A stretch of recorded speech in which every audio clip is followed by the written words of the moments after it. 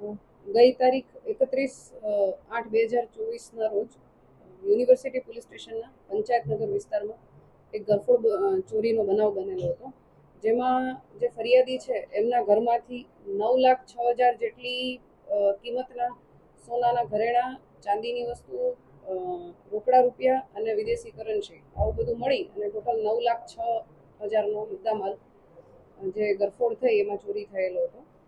આ બાબતે અમારી રાજકોટ શહેરની અલગ અલગ ટીમો કાર્યરત હતી અને ટેકનિકલ અને હ્યુમન સોર્સથી માહિતી મેળવવા માટે પ્રયાસ કરી રહ્યા હતા. આ દરમિયાન ઝોન 2 એલસીબીની ટીમ અને યુનિવર્સિટી પોલીસ સ્ટેશનની ટીમને માહિતી મળેલ કે આ જે ગરફોડ ચોરી કરી એમાં આરોપીઓ છે કમલેશ ફુલારામ માલી, અરવિંદસિંહ મોહમ્મદસિંહ ચૌહાણ અને અગ્રારામ વરજોંગારામ ચૌધરી.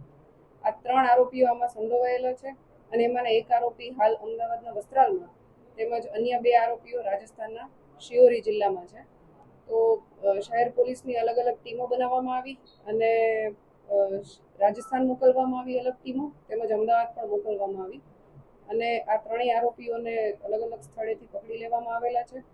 એમની પાસે રહેલો જે મુદ્દામાલ છે એમાંથી હાલ 2 આરોપીઓ પાસેનો મુદ્દામાલ જે હતો એ અહીંયા એ લોકો ભાડે રહેતા હતા એ ઘરેથી જ કબજે કરવામાં આવેલો છે, જેમાં 7,55,000 જેટલો મુદ્દામાલ છે અમે રિકવર કરી લીધો છે અને બાકીનો જે છે 1.5 લાખ જેટલો એને કબજે રિકવર કરવા માટેની કાર્યવાહી ચાલુ છે. એ મળી જાય એટલે તાત્કાલિક રિકવર કરી લેવામાં આવશે. આ લોકોએ ઘર બંધ જોયું અને એકાદ ચક્કર માર્યો હતો આજુબાજુમાં, થોડી રેકી કરી હતી અને પછી ઘર બંધ જણાયું હતું. ઘર 20 દિવસથી બંધ હતું અને જેથી આ જે આરોપીઓ છે એ જે તે ઘરમાં ગરફોડ કરી એની જે બારી હોય એના દરવાજાને ઘરની આસપાસ બધે સીસીટીવી હતા પણ એની જે બારી છે એના ગ્રીલ તોડી અને અંદર ઘરમાં ઘૂસ્યા હતા એક વ્યક્તિ અને પછી બાકીના 2 વ્યક્તિઓને મેઇન ડોર ખોલી અને અંદર એણે બાકીના એક વ્યક્તિને અંદર લઈ લીધેલા હતા.